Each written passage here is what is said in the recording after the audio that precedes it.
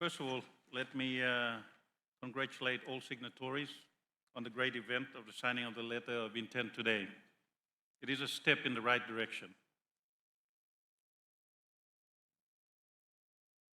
Let me, representing the government and people of my country, Papua New Guinea, pledge our support to the aims of the G20 Bali Global Blended Finance Alliance in advocating for knowledge sharing and easing systematic barriers in accessing capital for climate mitigation goals.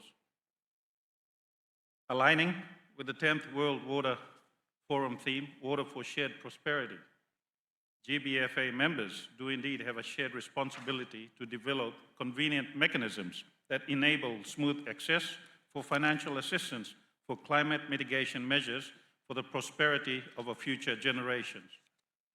This remains our biggest hurdle. In the Pacific, the collective Pacific Blues and green economy provides the greatest possibilities of carbon sink and provides important opportunities for our global communities. We take our obligations seriously and have taken strong and practical action to update our climate management laws and regulations. And over the last 5 years, we have reduced national forest emissions by more than 50%. This is underpinned by a comprehensive implementation plan. We continue to call for an urgent global focus on conservation, preservation and sustainability of our global forests, because we recognize the important role that a forest plays in helping achieve climate stability. They are the lungs of our Earth, providing much needed oxygen, which demands us to act swiftly. In all that we do, we must always be mindful for the wellness of our environment through workable conservation management for PNG and the Pacific Island nations and the globe as a whole. We are adversely affected by global warming through extreme climate variation. Our pleas at previous COP meetings, which I share with a lot of Pacific Island nations, have not really been heard by the industrial societies who are the cause of this global phenomenon. In Papua New Guinea, we host the third largest rainforest, and we have been told not to cut our trees in the name of preservation by the very countries who have deforested their lands during the Industrial Revolution. The question is, why should we be told not to cut our trees for development, to support a national budget? What options are there available? Today, the signing of this very important document gives me hope.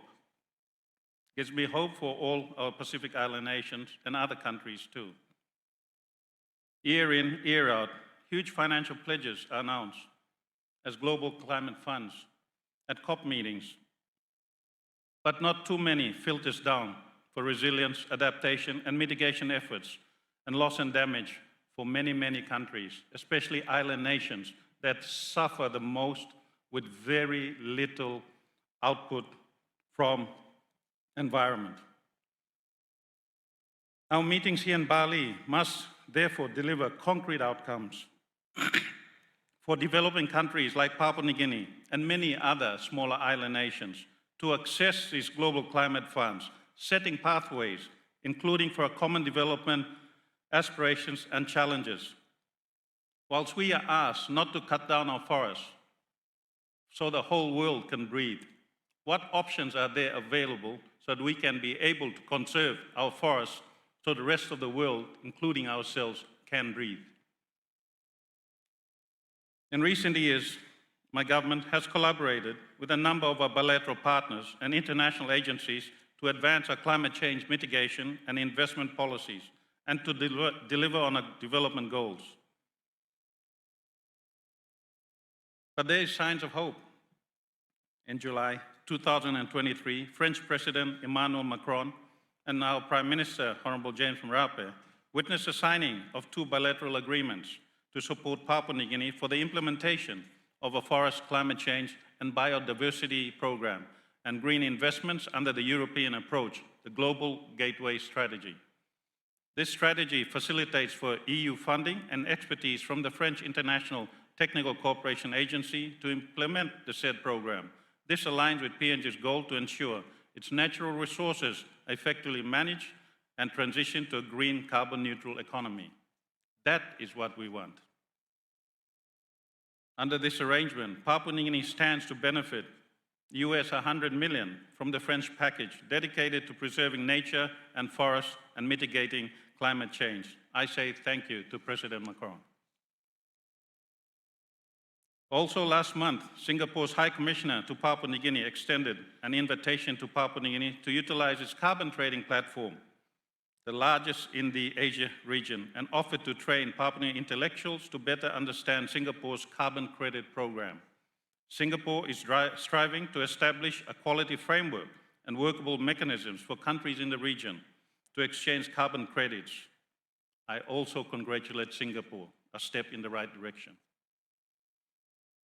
PNG and Australia continue to work in collaboration to address climate change through the PNG Australia Climate Change Action Plan, agreed in 2018.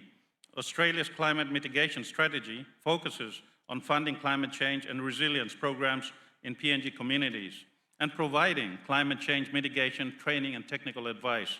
Under this arrangement, Australian $20 million has been allocated for 5 years with annual disbursement of Australian $4 million to support a PNG-led climate financing enabling system that would attract large-scale climate finance and deliver on PNG's international commitments, including addressing national adaptation needs. Excellencies, ladies and gentlemen, in closing, while financial and technological constraints continue to pose huge challenges, particularly in our efforts to address climate change, we are hopeful that we'll work with our dialogue partners to ease requirements in accessing climate funds in a timely manner. That, in my opinion, is our biggest hurdle.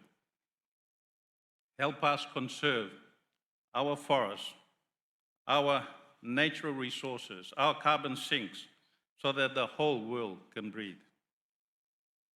Hence, I pledge the support of the government and people of Papua New Guinea to the G20 Bali Global Blended Finance Alliance, a step in the right direction.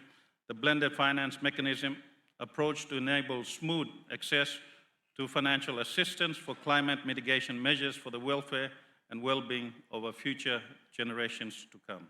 Terima kasih.